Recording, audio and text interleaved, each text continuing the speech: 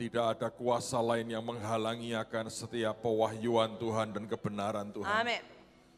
Kami patahkan semua kelambanan, kami patahkan semua penundaan, kami patahkan semua perlawanan, semua pikiran manusia ditundukkan di bawah kaki Tuhan. Dalam nama Yesus, Sikarata Sokorana Ramata, Mantara Sikaralama, Yahasokaranata Sekaralama, Metekoros Sakaralamata Sana, Mekata Sikarana Ramata. Semua roh keraguan, semua roh ketakutan kami patahkan dalam nama Yesus. Sikarata Sekerena Ramata. Roh kesuaman, Nikata Sokorana Mayara, Meta Santare Narala Ramu, Ya Narala Sokarana Matarama, Ya Nahasorala Mata Karanama, Miketa Sokarana Remekata, dalam nama Yesus, Site Kanaronomo, Ya Rama Atea Ranama. Sikarana mahayarana, kiarati keshikarena. Bicara Tuhan, buat kami menangkap hatimu. Amin. Kami butuh anugerah untuk bisa mengerti Amin. ini Tuhan. Amin. Mampukan kami Tuhan.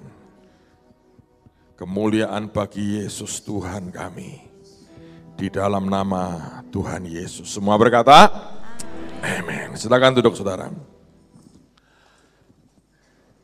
Seingat saya kali terakhir saya bicara soal keuangan dan buat seminar semacam ini adalah beberapa tahun lalu di Kota Madiun. Pada waktu itu kami sedang mengalami sebuah struggle, tantangan. Pembangunan gedung sekolah kami macet saudara.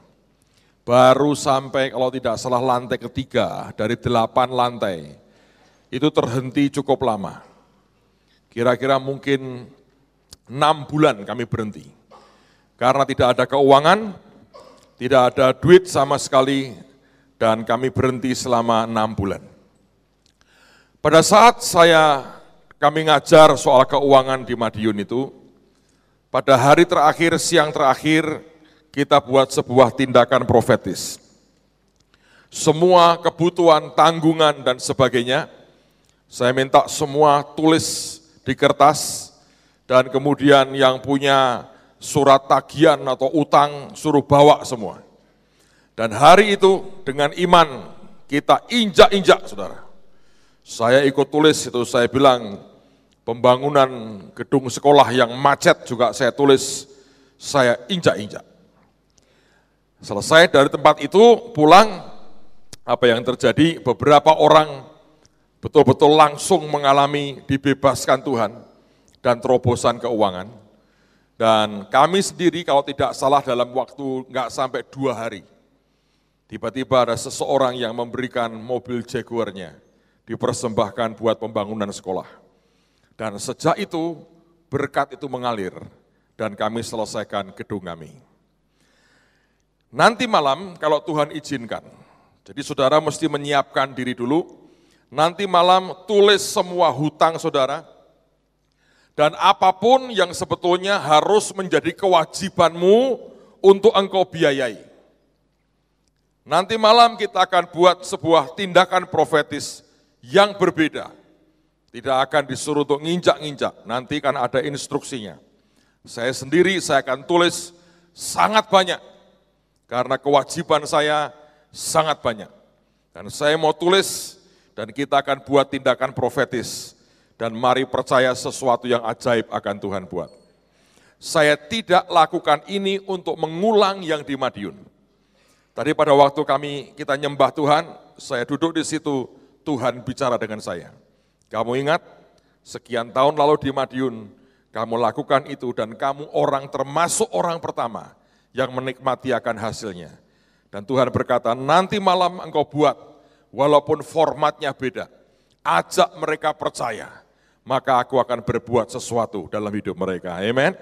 Nah, siang ini, pagi ini saya mau sampaikan subjek yang sangat penting sekali, karena ini juga merupakan sebuah dasar. Saya harap kemarin malam Anda sudah bisa menangkap kerinduan hati Tuhan supaya kita diberkati. Saya pikir kalau ada orang bercita-cita ingin miskin terus, ya kita menghargailah cita-citanya. Tapi menurut saya, dia akan sangat kesulitan menggenapkan banyak hal dalam hidupnya. Tidak berarti bahwa kalau tanpa uang tidak bisa, tapi kenyataannya akan begitu. Bahwa ada banyak hal tidak bisa accomplish, tidak bisa selesai tanpa support keuangan yang memadai. Ada orang-orang hebat yang kita bisa kirim kemanapun, tidak ada orang yang membiayai mereka, tidak ada anak-anak Tuhan jadi bendahara kerajaan surga yang setia, maka kita mengerti toh kesulitan sekali. Ya, kita bisa berdoa, bisa beriman, Tuhan bisa kirim burung gagak beneran untuk mungkin memberikan uang kepada kita. Tapi pada dasarnya Tuhan pakai anak-anaknya jadi bendahara kerajaan surga. Nah, hari ini kita akan bicara soal covenant atau perjanjian. Kemarin saya berkata, bagi orang Yahudi, perjanjian dengan Tuhan itu atau perjanjiannya Tuhan, itu sama dengan perjanjian kemakmuran atau kelimpahan. Maka tidak pernah bisa kita membedakan antara yang namanya hukum Tuhan dengan kemakmuran bagi orang Yahudi. Mereka percaya itu sebuah kesatuan. Bahwa kalau mereka melakukan hukum Tuhan, maka artinya mereka masuk di dalam sebuah ikatan perjanjian kemakmuran dengan Tuhan. Tidaklah mengherankan, saudara sekalian, hari ini orang Yahudi adalah orang-orang paling kaya di seluruh dunia. Konon jumlah mereka total seluruh dunia hanya, kalau tidak salah ya, 17 juta. Bayangkan Jakarta itu 12. Orang Yahudi seluruh dunia hanya 17 juta. Tapi jumlah yang sangat kecil ini mempengaruhi, menguasai dunia dengan luar biasa. Itu oleh karena apa? Perjanjian Tuhan. Mereka menyebut dirinya sebagai anak-anak perjanjian. Tanah yang Tuhan berikan kepada mereka, mereka sebut apa? Tanah perjanjian. Selalu dikaitkan dengan sebuah perjanjian. Nah, hari ini kita akan belajar soal perjanjian. Dan dibutuhkan kesetiaan sebetulnya. Tapi mari kita lihat dulu 1 Samuel pasal yang ke-17. Lihat pada ayat yang ke-20, kita akan baca sampai dengan ayat yang ke-27.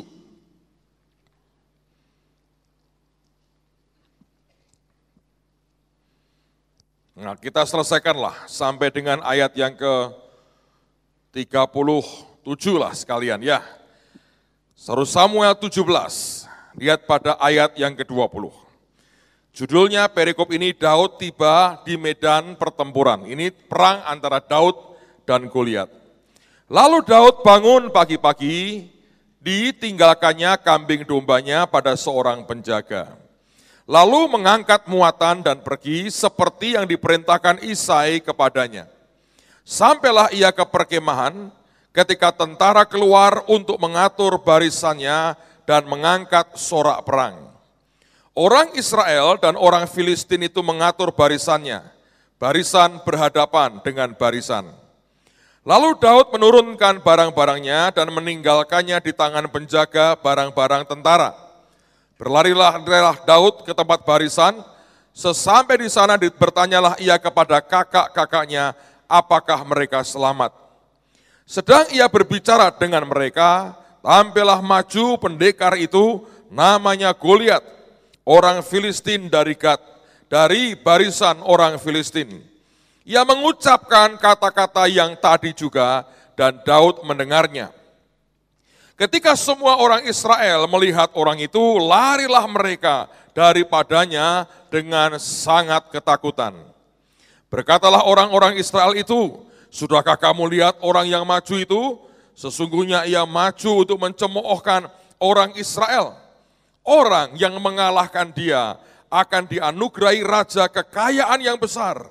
Raja akan memberikan anaknya yang perempuan kepadanya, dan kaum keluarganya akan dibebaskannya dari pajak di Israel. Lalu berkatalah Daud kepada orang-orang yang berdiri di dekatnya, apakah yang akan dilakukan orang yang mengalahkan orang Filistin itu dan yang menghindarkan cemooh dari Israel? Siapakah orang Filistin yang tak bersunat ini sampai ia berani mencemoohkan barisan daripada Allah yang hidup? Rakyat itu pun menjawabnya dengan perkataan tadi, begitulah akan dilakukan kepada orang yang mengalahkan dia.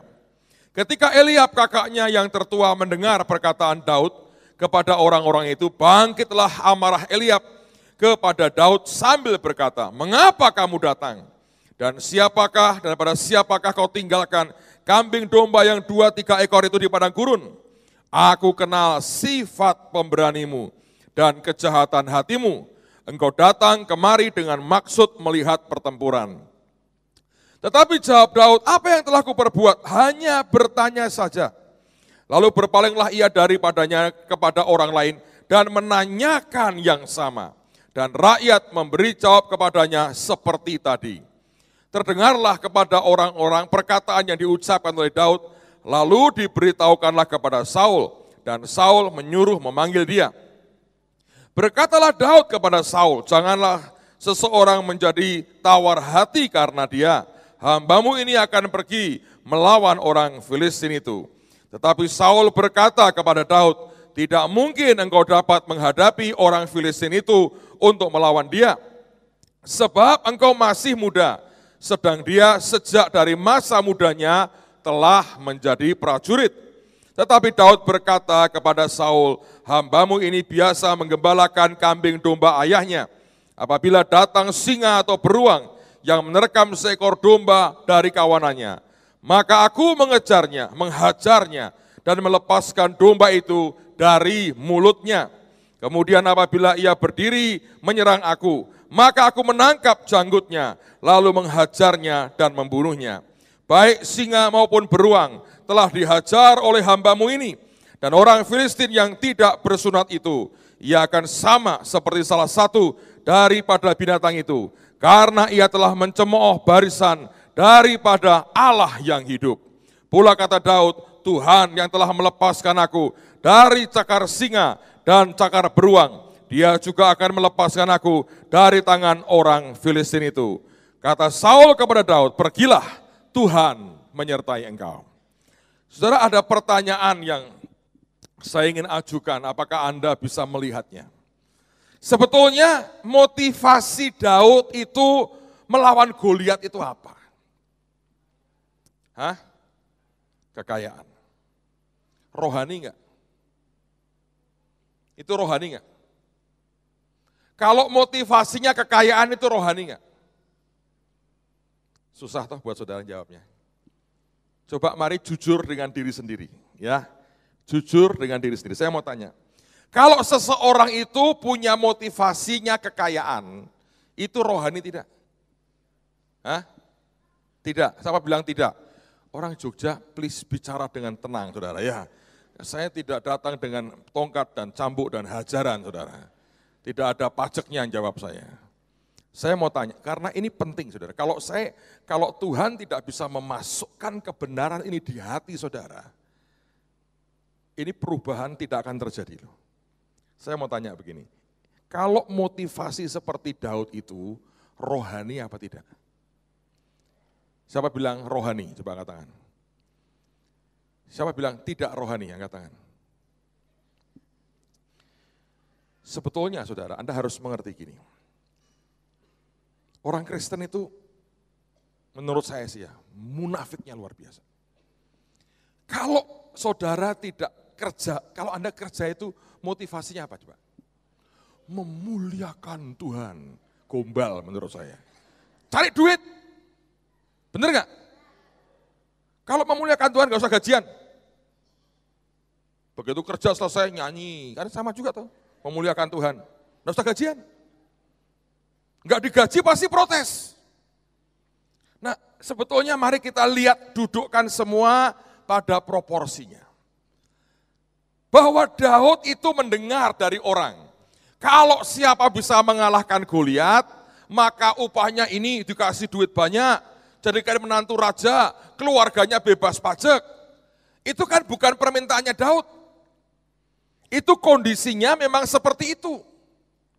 Nah, salahkah orang berkata gini, gua mau itu. Salah nggak? Enggak toh. Nah ini loh saudara. Orang Kristen itu kebanyakan ya, maaf nih, malu-malu soal duit, tapi mau banget. Diajak ngomong soal uang ini ya, sepertinya gini, uang itu kejahatan. Uang itu duniawi. Saya ngomong terus terang, uang itu netral, tidak ada warnanya. Yang jahat itu cinta akan uang. Begitu Anda mulai mencintai uang, itu sebuah kejahatan. Nah, persoalannya ini terus terang begini, saudara. Ini kejadian dari abad ke abad itu selalu terulang. Pada selesai abad pertengahan, abad gelap Eropa, muncul yang namanya revolusi industri di Eropa. Revolusi industri itu menciptakan dua kelas dalam masyarakat. Kelas pengusaha dan kelas buruh. Nah, yang pengusaha itu karena dia punya kapital, dari situ kemudian orang kenal namanya kapitalisme, ya toh, karena dia punya kapital, dan biasanya ketika berkembang maju, duitnya makin banyak. Nah, yang buruh ditekan oleh pemilik modal, karena orang dagang, orang membuat apapun, selalu prinsipnya sama di mana-mana. Bagaimana dengan biaya semurah-murahnya, hasil sebanyak-banyaknya, kan begitu. Nah, akibatnya yang tertekan adalah kaum buruh. Nah, ketidakadilan itulah yang dilihat oleh orang yang kalau saya nggak salah anak pendeta, namanya Karl Marx. Lalu dia berkata, nggak bisa begini. Dia lawan itu. Lahirlah paham komunisme. Orang nggak boleh dibedakan, semua harus sama rata, sama rasa. Nah, saya mau tanya kepada saudara, di mana hari ini negara yang murni mempraktekkan sama rata, sama rasa dan berhasil? Cina? Salah, Anda tidak baca koran dengan baik. Cina itu hanya omongannya tok, tapi kapitalismenya kuat. Coba Anda ke Cina hari ini, itu mobil-mobil mewah di situ. Ada yang tetap naik sepeda, ada yang naik mobil mewah. Berarti tidak sama rata, sama rasa. Enggak toh. Kapitalisme. Komunismenya hanya ajaran. Kenyataannya itu enggak. Kalau mau tahu Korea Utara tuh loh yang kelaparan, nah itu kayak gitu saudara.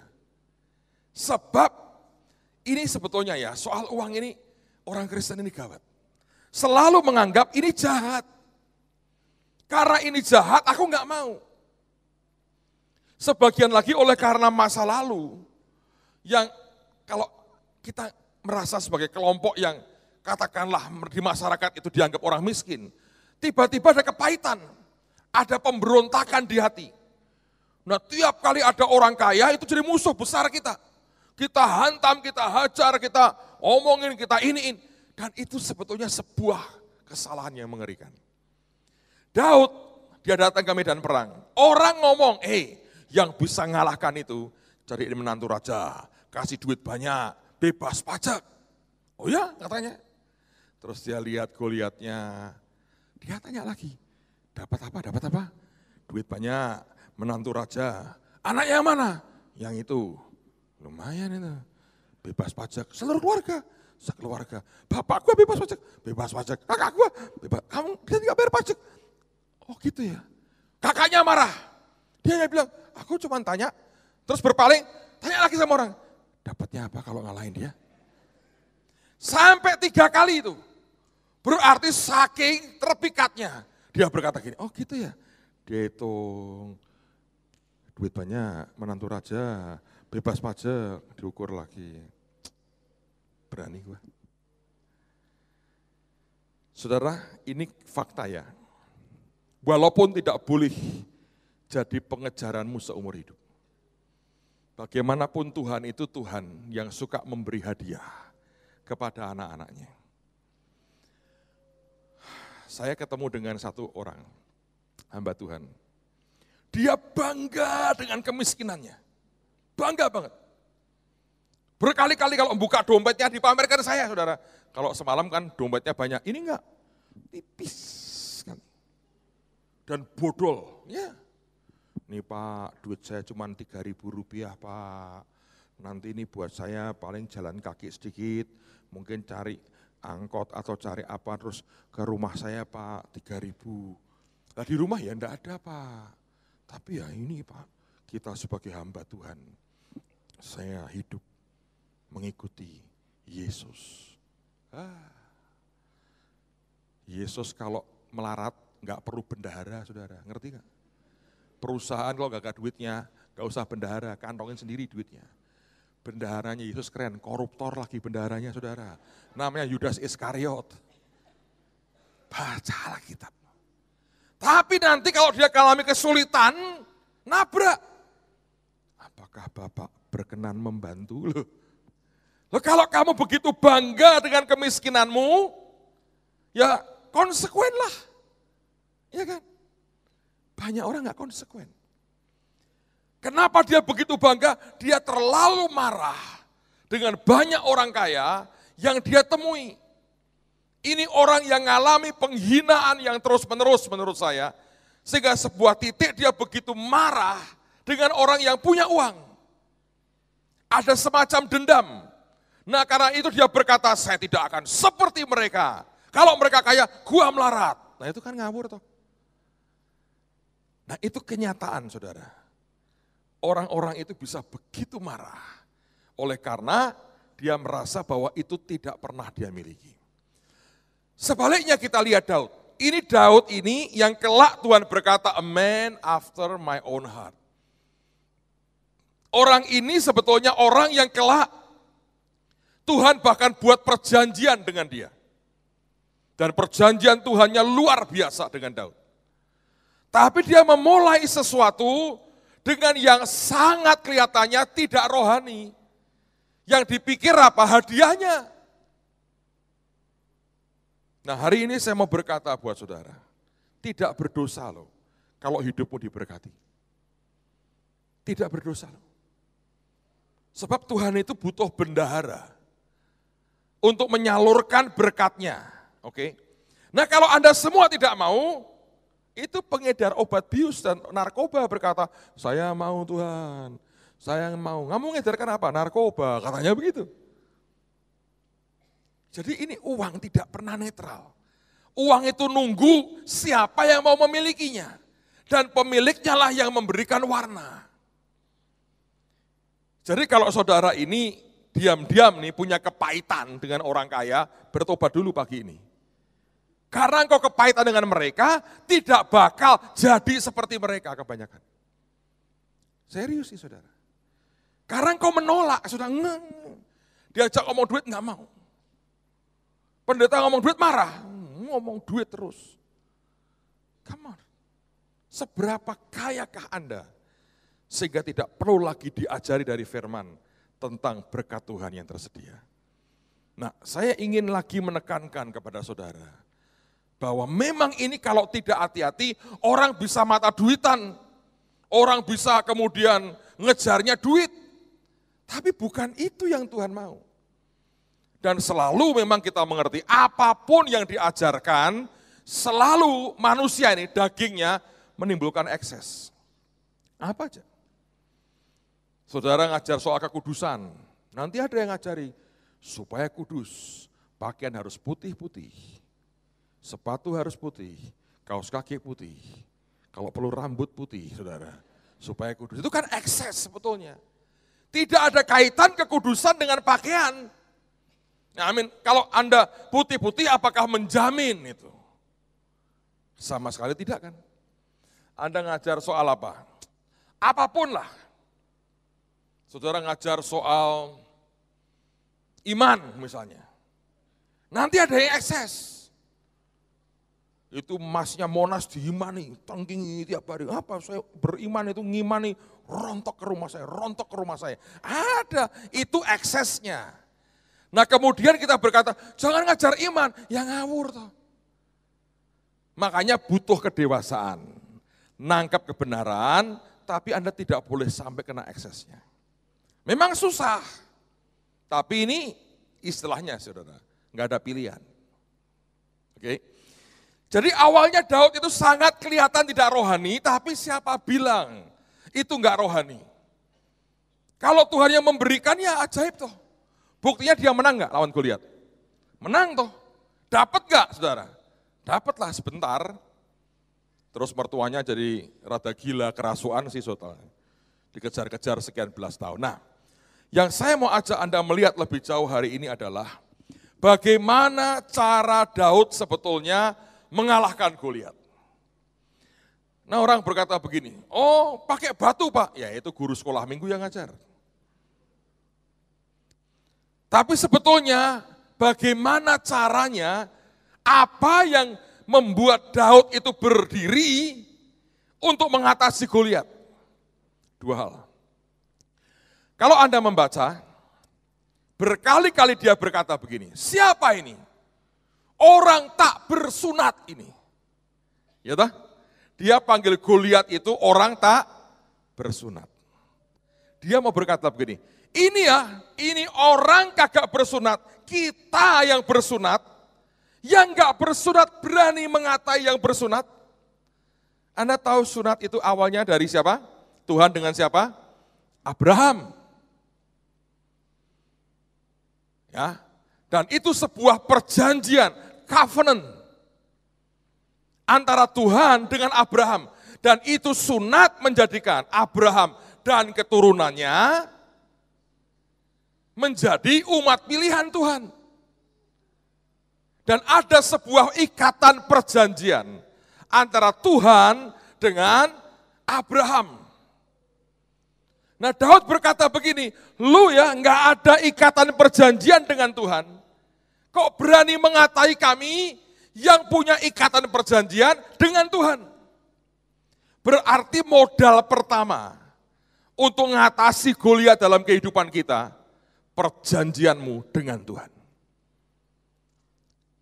Dan menurut saya, ketika Tuhan memberikan kita roti dan anggur, dia berkata inilah darah apa saudara?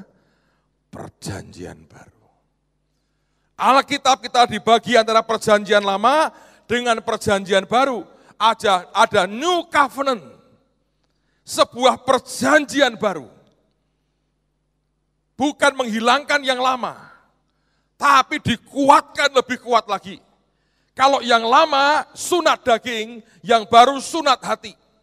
Yang lama domba yang disembelih, yang baru Yesus yang memberikan dirinya seperti domba yang tersembelih. Itu covenant. Jadi kalau Anda menghadapi apapun, makanya ya saudara mesti baca Alkitab. Di situ saudara akan mengerti perjanjian apa saja yang pernah Tuhan ucapkan untuk kita. Dengan itu saja Anda bawa surat perjanjian itu kekuatannya luar biasa. Itu menggerakkan seluruh kekuatan surga. Nah, kalau saya nggak tahu Pak, ya nggak dapat apa-apa. Kemarin saya cerita ada seseorang 10 tahun setelah ayahnya meninggal, baru menemukan dokumen bahwa ayahnya punya deposito ratusan miliar rupiah di sebuah bank di luar negeri.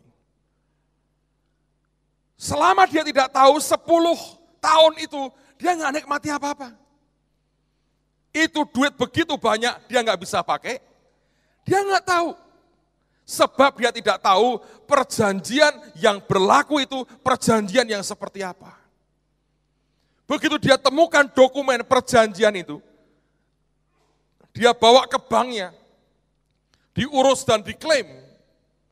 Saya dapat informasi diceritain, bank bayar dia ratusan miliar.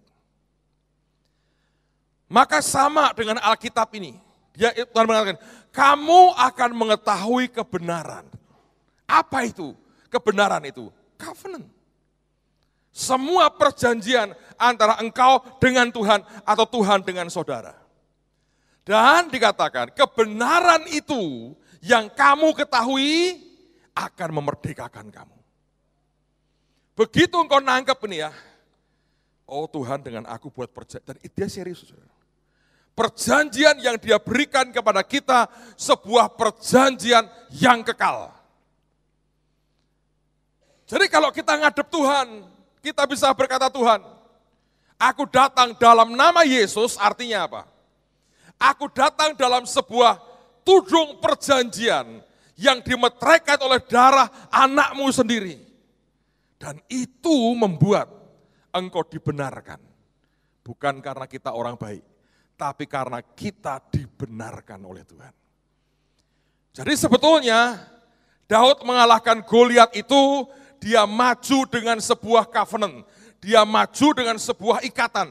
Dia berkata, ini perjanjian antara aku dengan Tuhan. Dengan dasar ini dia berkata, hei, kamu gak punya perjanjian dengan Tuhan, berani mengata-ngatai kami yang punya perjanjian dengan Tuhan. Saudara, beberapa waktu lalu, saya melayani sebuah kota. Ada seorang hamba Tuhan, menurut saya gerejanya belum gede lah. Tapi ini pendeta ini cukup antik dan cukup cerdas. Satu hari saya diundang, saya datang ke sana, terus kemudian malam KKR, selesai khotbah, dia ngomong sama saya gini, sama istrinya, Pak, nanti setelah ini kami berdua mau bicara dengan Bapak pribadi, boleh? Selesai makan, kami balik ke kamar hotel saya, ada ruang tamu kecil, kami bertiga duduk di situ ngobrol. Dia ngomong begini, hati saya Pak, sangat ingin melihat kota saya dilawat Tuhan. Saya ingin ngalami lawatan di kota saya. Dia ngomong gini, tapi Pak, saya enggak punya kekuatan rohani cukup. Waktu saya berdoa, saya ngomong Tuhan, aku jujur berkata, kekuatanku tidak memadai. Sampai menjadikan kota ini dilawat Tuhan. Lalu Roh Kudus mengajari saya. Dia berkata, kalau kekuatanmu enggak cukup, kamu butuh kekuatan lain, kamu bawa masuk ke kota ini. Dan dengan penyatuan kekuatan itu, kamu akan bisa mendatangkan lawatan. Nah, dari itu saudara, dia doain. Lalu kemudian dia dapat gambaran begini. Ada banyak negara punya ikatan perjanjian dengan Amerika, seperti Jepang. Jepang itu ada ikatan perjanjian dengan Amerika, atau Taiwan. Taiwan lah paling gampang ya. Itu ada ikatan perjanjian dengan Amerika. Bahwa kalau siapapun nyerang Taiwan, akan dianggap nyerang Amerika. Kalau Anda membaca itu ya, di selat di antara perbatasan antara Cina dengan Taiwan itu ada armada ke-7 dari Amerika, kapal induknya semua itu. Dengan sekian puluh kapal perang, menjaga perbatasan Taiwan dengan Cina. Lalu kemudian apa akibatnya? Taiwan yang kecil ini, Cina sampai hari ini nggak mau kutak-kutik saudara.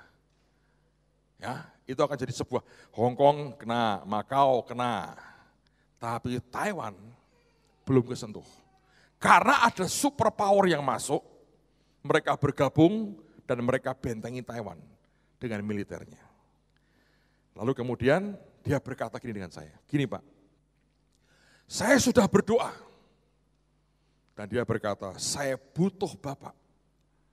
Jadi seperti Amerika buat saya.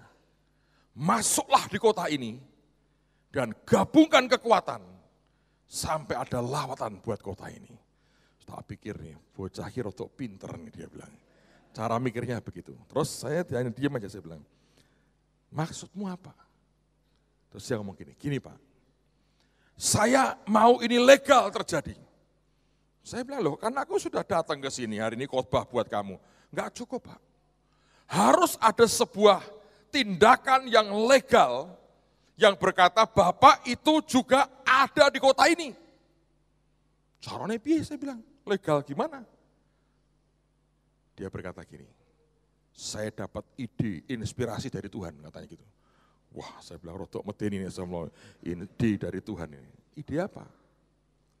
saya berdoa Pak, saya mau belikan Bapak rumah di sini. Waduh, saya bilang ini kok nekat toh, kok kayak aku emas segala. Saya nggak tanya loh, gede atau cilik, regone piro dan sebagainya, saya nggak mau. Itu jelek, Anda tidak boleh itu sebagai pertimbangan, Anda harus tanya Tuhan. Lah kamu beliin aku rumah itu apa punya duit?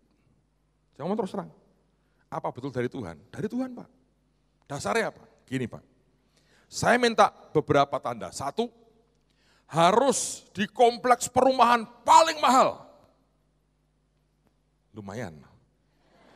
Gitu. Bukan di kos-kosan paling mahal enggak. Di kompleks perumahan paling mahal. Yang kedua, harus ada ready stock. Rumah jadi.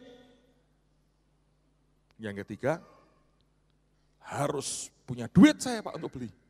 Ya benar toh. Kalau ada barangnya nggak ada duitnya kan nggak bisa beli. Nah, terus saya cari Pak di kompleks paling mahal. Itu betul tuh, di bagian depan itu rumah orang-orang terkenal, saudara. Ini raja-raja kota ini tinggal di situ Pak. Saya tanya, ada satu rumah ready stock di situ. Masalahnya, saya nggak punya duit.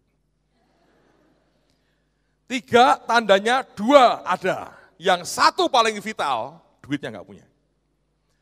Saya nggak berani ngomong ke Bapak, sampai menjelang KKR tadi tidak berani ngomong saya. Tapi begitu Bapak selesai khotbah, ada orang ngasih duit ke saya Pak. Ngasih cek. Saya buka, saya kaget, gede sekali. Itu seharga rumah itu. Jadi genap 3 tanda saya terjadi Pak.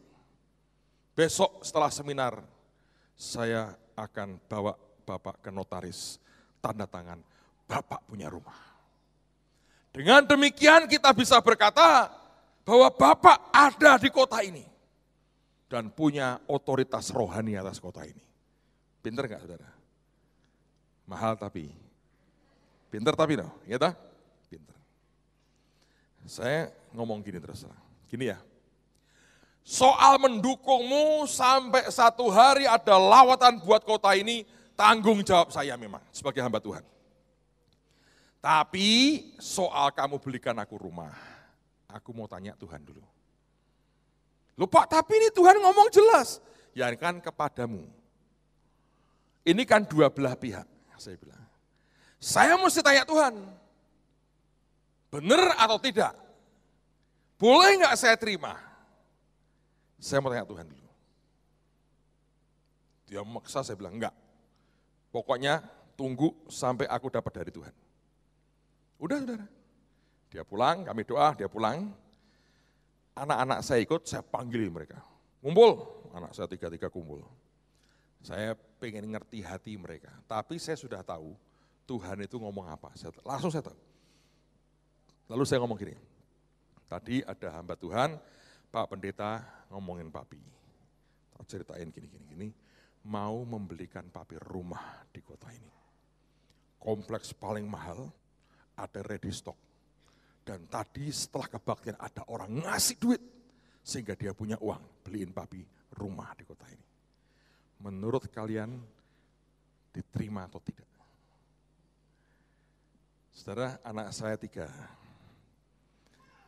Kalau saya keluar kota, pulang atau keluar negeri, yang gede akan tanya gini, Pi, kebaktian di mana? Firmannya Tuhan ngomong apa? Jemaatnya mudeng atau enggak mudeng, Papi khotbahi. Saya harus laporan nih, Anda mudeng atau enggak mudeng, saya harus laporan, saudara. Ya tak? Lalu kemudian hadirat Tuhan bagaimana? Bla bla bla bla bla, dia tanya. Kalau yang kecil, dia tanya gini, Papi pulang kapan? Jam berapa? Terus Papi capek enggak? Gitu. Papi oke enggak? Dia tanya tentang saya. Kalau yang tengah, yang laki, oleh-olehnya mana? Artinya saya mau berkata dari 3, yang paling duniawi yang tengah. Jadi ketika saya ngomong gini, ada orang mau beliin Papi rumah di tempat ini. Katanya kompleks paling mahal, ada ready stock, dia dapat duit dari Tuhan. Besok tinggal teken notaris, kita punya rumah di sini. Tapi Papi tidak jawab. Papi bilang mau doa tanya Tuhan. Menurut kalian terima atau tidak. Yang ajaib, saudara, yang tengah langsung berkata, tidak boleh diterima, Pi. Saya berpikir dia berkata, amin, amin, pakai nama wajah, kan gitu kan saudara? Enggak loh. Ada keajaiban ini. Surga bersorak-sorai. Dia berkata, bukan dari Tuhan, Pi. Yakin aku, bukan dari Tuhan. Yang perempuan dua ngomong gini, ya wes tak doa dulu malam ini. Akhirnya besok paginya dua-dua ngomong gini, bukan, Pi. Tuhan bilang, bukan dari Tuhan. Artinya, Papi tidak boleh terima bahwa dia ingin kota ini mengalami lawatan, itu betul. Cara berpikirnya betul. Saya tanya Tuhan kok, Tuhan ini gimana? Aku cuma menguji dia. Tapi cara mikirnya benar. Aku sih ngajari. Tapi aku nguji dia, aku nguji kamu. Apakah dia rela belikan kamu rumah? Yang kedua, lu mata duitan tidak? Kalau ada berkat, tuh, banyak orang itu bertahun-tahun, puluhan tahun hidup, nggak bisa beli rumah loh saudara. Saya ini, rumah saya gede loh di Semarang saudara. Sungguhan. Sekarang ditambahi rumah, nggak beli. Tinggal senyum, menganggukkan kepala, haleluya, tanda tangan, punya rumah di kota lain. Loh itu kalau saya kontrakkan atau saya jual atau saya jual nggak boleh lah ya, kontrakkan atau apa kan lumayan saudara. Tapi Tuhan berkata, aku menguji dia, aku menguji kamu. Poinnya begini, dia menyesal sekali. Dia nggak berkata, puji Tuhan nggak jadi, nggak loh saudara. Saya lihat tuh nyesel dan saya mau beritahu saudara, tanpa saya ngomong sudah dibayar rumah itu ternyata. Nah, dia lagi bingung, ini diapain Pak rumahnya? Karepmu saya bilang, saya kan sudah berkata jangan dulu. Aku tanya Tuhan, saya begitu yakin Pak, kamu cuma diuji. Ayo. Kalau Anda diuji begitu, berani tidak saudara? Nah, saya tidak membahas itunya lebih jauh. Tapi ini covenant yang dia sedang coba bangun antara dia dengan saya, itu sebuah ikatan perjanjian. Covenant. Oh ya, hari itu selesai seminar, saya muter-muter kota tuh, matok-matok doain untuk kota itu. Karena saya mau berkata, saya serius loh, dukung kamu sampai kota ini ngalami lawatan.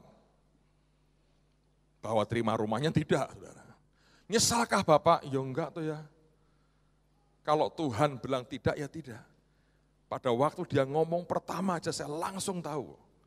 Oh ini cuma ujian nih. Hanya saya tidak nyangka, dia begitu yakin, itu Tuhan mau begitu, dibayar saudara. Kan nggak mungkin dibatalkan lagi. Ya, saya nggak tahu nanti kelak untuk apa atau sudah dijual lagi, saya nggak tahu. Tapi yang jelas saya mau berkata buat saudara, ada sebuah covenant seperti itu. Bukan antara manusia. Yang hebat antara Tuhan dengan kita. Ya. Kadang-kadang itu aneh kok. Saya dikasih itu ya saudara, mobil Jaguar itu. Itu kan aneh. Itu orangnya mau jual, suruh saya beli. Saya bilang saya enggak lah. Terus tiba-tiba pagi-pagi loh, dia diomongin Tuhan begini. Kamu kan proyekmu macet. Iya Tuhan, mau nggak itu aku beresin? Mau. Nah ini gampang dia bilang, Jaguarmu kasihkan aja, jangan kamu jual sama dia. Terus minta dia doain kamu, nanti kan jalan semua itu. Jalan tuh. Ya Jaguarnya jalan ke Semarang, semua yang macet jalan juga. Aneh. Tapi itu perjanjian, itu covenant dengan Tuhan. Dengan Tuhan. Nah, yang kita mesti ngerti adalah Daud itu mulai mengalahkan Goliat dengan sebuah perjanjian, covenant. Tapi yang kedua dia itu pinter. Dia mengatakan bahwa ini ya mencemooh barisan dari Tuhan semesta alam. Itu Jehovah Sebaot. Nah kata Jehovah Sebaot artinya Tuhan itu adalah gelar militer sebetulnya. Yang artinya Tuhan sebagai jenderal, sebagai panglima tertinggi, sebagai komandan tertinggi. Dia berkata Tuhan ini pasukan dan engkau jenderalnya loh. Kalau sampai kita kalah, yang malu komandannya. Dan kita ada ikatan perjanjian. Itu boleh gedenya kayak begitu, nggak ada perjanjian dengan engkau. Karena itulah cuma batu kecil selesai semuanya. Sebab itu kuasa perjanjian, saudara. Sebetulnya perjanjian Tuhan dengan engkau apa? Dia berkata, aku datang memberi engkau hidup, dan hidup dalam segala kelimpahan. Itu janji enggak? Anda pegang enggak itu perjanjian? Nah, kita lebih banyak khawatirnya daripada berdiri dalam sebuah perjanjian. Nah, coba kita lihat Ulangan pasal yang ke-8. Ulangan pasal yang ke-8.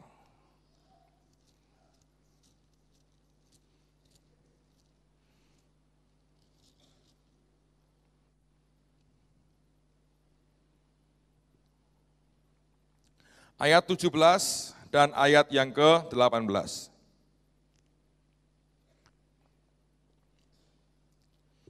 Maka janganlah kau katakan dalam hatimu, kekuasaanku dan kekuatan tangankulah yang membuat aku memperoleh kekayaan ini.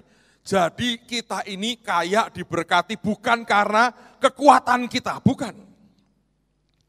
Tetapi haruslah engkau ingat kepada Tuhan Allahmu, sebab dialah yang memberikan kepadamu kekuatan untuk memperoleh kekayaan, the power to get wealth. Kuasa untuk memperoleh kekayaan, yang memberi siapa? Tuhan, bukan karena pekerjaan kita. Itu karena ada power untuk memperoleh kekayaan. Terusin, untuk apa tujuannya? Dengan maksud, lihat ya, meneguhkan perjanjian, covenant, yang diikrarkannya dengan sumpah kepada nenek moyangmu seperti sekarang ini. Siapa nenek moyang mereka? Abraham lah. Saya mau tanya sekarang. Di dalam Kristus Alkitab berkata, kita keturunan, siapa yang percaya keturunan Abraham, kita ini angkat tangan. Berarti ada perjanjian antara Tuhan dengan saudara, antara Tuhan dengan saya. Maka berarti untuk meneguhkan perjanjian ini, Tuhan memberikan kepada kita the power to get wealth. Kuasa untuk memperoleh kekayaan. Nah, kita ini tidak menggunakan perjanjian itu, malah kerja setengah mati. Lepas kan enggak kerja, enggak makan. Loh ya betul. Tapi bukan karena pekerjaanmu itu engkau diberkati, bukan. Nah, saya punya anak, saudara. Anak-anak saya punya tugas masing-masing. Mereka harus mengerjakan tugas mereka. Tapi ketika mereka menikmati semua termasuk kekayaan bapaknya, bukan karena kerjaan mereka itu. Oleh karena selembar kertas yang mengatakan mereka itu anak saya. Itu kalau ketuker sama anaknya orang lain, nah gawat tuh mereka. Di surat itu akan berubah, bukan mereka. Nah, siapapun yang tercantum di situ, maka di situ sebetulnya karena ada perjanjian. Satu hari ketika mereka masih kecil-kecil, kami mau ke Amerika, mereka minta visa Amerika. Ditanya, bukti keuangan. Keuangan apa anak umur 5 tahun, 6 tahun? Dikeluarkanlah keuangannya siapa? Bapaknya. Diterima enggak sama Amerika? Diterima. Karena ada bukti dia anak saya.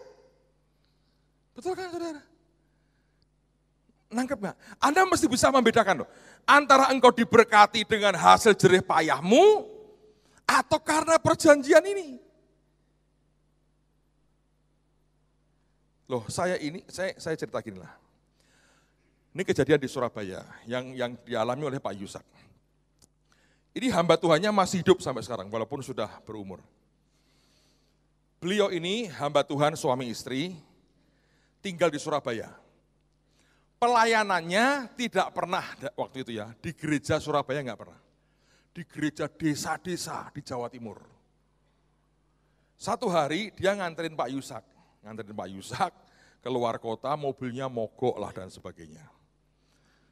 Nah, ini hamba Tuhan ngomong ke Pak Yusak. Aku ini iri loh Pak dengan kamu. Loh kenapa iri? Aku lihat hidupmu tuh diberkati, anak-anak diberkati. Kamu ganti mobil terus, Tuhan memberkati kamu. Nah saya ini tinggalnya di kota besar, dengan biaya kota besar, tiap minggu khotbah di desa-desa. Zaman itu, kolektanya diberikan saya semua memang Pak, Rp2.000. Nah 2.000 saya beli bensin dapat berapa? Enggak sampai Surabaya, mandek sudah itu. Bagaimana saya bisa diberkati? Income saya kalau khotbah dari gereja-gereja kecil di desa. Dan saya masih ingat pada waktu itu Pak Yusak ngomong begini, dan itu membuat sesuatu yang baru di pikiran saya. Dia berkata begini, salahmu, hidupmu dari kolekte gereja desa. Nah, dari mana? Dari Tuhan. Engkau boleh bertugas dimanapun, sumber berkatmu bukan dari pekerjaanmu. Tuhan yang memberkati engkau. Kalau engkau percaya itu, dia bisa berkati engkau dengan cara apapun, tidak peduli kau ditugaskan di mana. Dan tiba-tiba dia sadar, dia bilang, iya betul. Jadi pengharapanku ini salah. Nah saya nggak tahu dengan saudara ya. Kalau Anda karyawan atau kerja dengan suatu lembaga misalnya, jangan berpikir itulah sumber income-mu, salah. Sumber income kita siapa? Tuhan, dasarnya apa? Perjanjian. Tiap kali engkau berdoa, engkau bilang Tuhan, aku keturunan Abraham. Firman berkata, keturunan Abraham ini diberi the power to get wealth. Untuk meneguhkan perjanjian. Saudara tahu nggak Tuhan itu ingin memberkati Anda hanya untuk meneguhkan perjanjian ini. Tuhan tidak ingin melepaskan satupun di antara kita dengan perjanjian dengan Dia. Masalahnya kita nggak percaya ini. Coba kalau anak-anak saya ya, datang ke dutaan Amerika, saya bawa ini, bukti keuangan saya. Dia berkata gini, enggak lah papi, pakai uangku sendiri. Dia bawa uang recehan ke kedutaan Amerika, dia berkata, so this is my money. Berapa? Gopek. Mau ke Amerika bawa gopek. Pulang. Iya kan? Tapi kalau dia berkata begini, ini ya tertulis nih anaknya Petrus Agung. Nah ini nih. Amerika berkata, apa boleh buat? Tidak ada yang harus dipikirkan. Ya toh? Sebab sumbernya bukan dari kekuatannya, sumbernya dari bapaknya. Lah Anda punya bapak di mana? Pernahkah Anda berpikir bapak di surga kekurangan duit untuk memberkati hidupmu? Coba pikir. Saya setiap kali ngomong begini, saya bilang Tuhan, sebetulnya apa lagi yang kurang? Makanya kalau Anda baca di Alkitab, hampir nggak ada loh tokoh Alkitab, maaf nih ya, kekurangan nggak ada.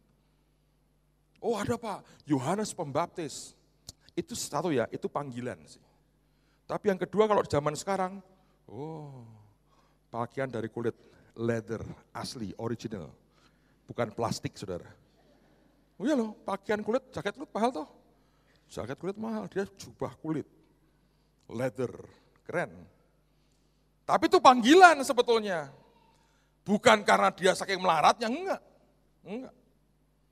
Yesus tidak begitu. Amen, saudara. So itu perjanjian. Nah, pada zaman perjanjian lama, sebetulnya ada beberapa hal yang terjadi ketika ikatan perjanjian terjadi. Kalau dua orang itu buat covenant, maka ada beberapa hal yang terjadi. Saya akan sebutkan 4 saja, 4 yang penting sebetulnya ketika ada suatu covenant yang terjadi. Yang pertama, mari kita lihat dulu 1 Samuel pasal yang ke-18. Tadi 17, sekarang lihat pasal yang ke-18. Ayat yang pertama sampai dengan ayat yang kelima.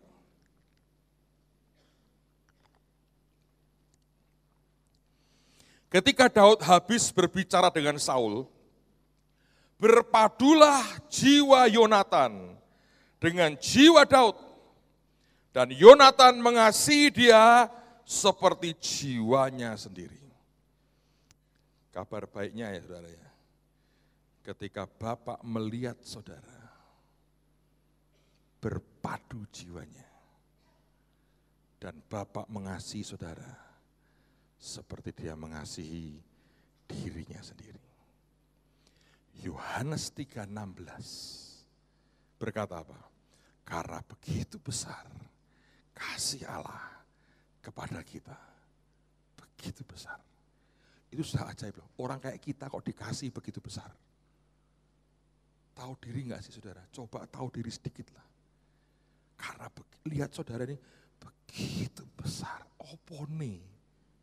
Kok model kayak begini kok begitu besar. Ya, itu cinta yang malaikat enggak bisa ngerti. Maka diberikannya anaknya yang tunggal. Covenant. Saking senangi. Ya, covenant. Terusin. Pada hari itu Saul membawa dia dan tidak membiarkannya pulang ke rumah ayahnya. Yonatan, perhatikan ya, mengikat perjanjian dengan Daud. Karena ia mengasihi dia seperti dirinya sendiri. Berarti kalau Tuhan mengikat perjanjian dengan saudara, maka sebetulnya dia mengasihi Anda seperti dia mengasihi dirinya sendiri. Saudara pikir sekarang ini Tuhan dengan rela hati ditampari, diludahi lagi bisa? Coba kalau berani. Habis saudara. Jadi belenyek hidupmu saudara. Iya lah. Yonatan perhatikan. Tahu belenyek? Tanya Bu Iin.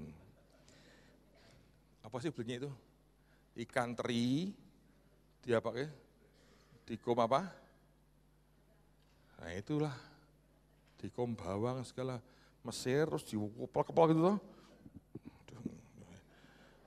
Semalam beliau khotbah, saya sukanya souffle, fondue. Begitu makan, wah kok belenyek. Apalagi bontosan. My goodness. Saya bilang sing desa sapa yo. Untung tidak di sini, tenang aja. Saya habiskan waktu untuk saya khotbah terus. Jangan hanya kita berdua, saudara. Makanya jangan, wah saya dulu kagum, waduh, souffle, fondue, tekan situ bontosan, belenyek, entung itu tahu, ulat tuh loh, ulat entung. Yang disosopo, lumayan saya tahu roti, kasih mentega, kasih gula. Wong pendetamu yang ngono podo, zaman susah. Daripada mangan entong itu kepompong itu saudara. Dari ulat bulu itu entong. Itu kan minimal kan roti, ya tuh roti. Sing londo sinten. Saya nanti dia keluar. Lain cerita. Ayat 4.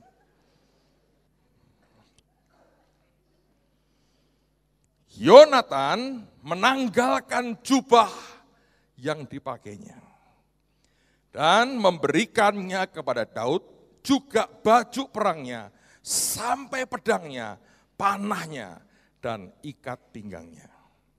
Daud maju berperang dan selalu berhasil kemana juga Saul menyuruhnya, sehingga Saul mengangkat dia mengepalai para prajurit. Hal ini dipandang baik oleh seluruh rakyat dan juga oleh pegawai-pegawai Saul. Ada beberapa tahapan sebetulnya. Saya mau tunjukkan kepada Anda paling tidak 4 dari sekian banyak yang dibuat, yang dilakukan ketika seseorang itu membuat covenant. Bahwa ini karena saking cintanya, mengasihi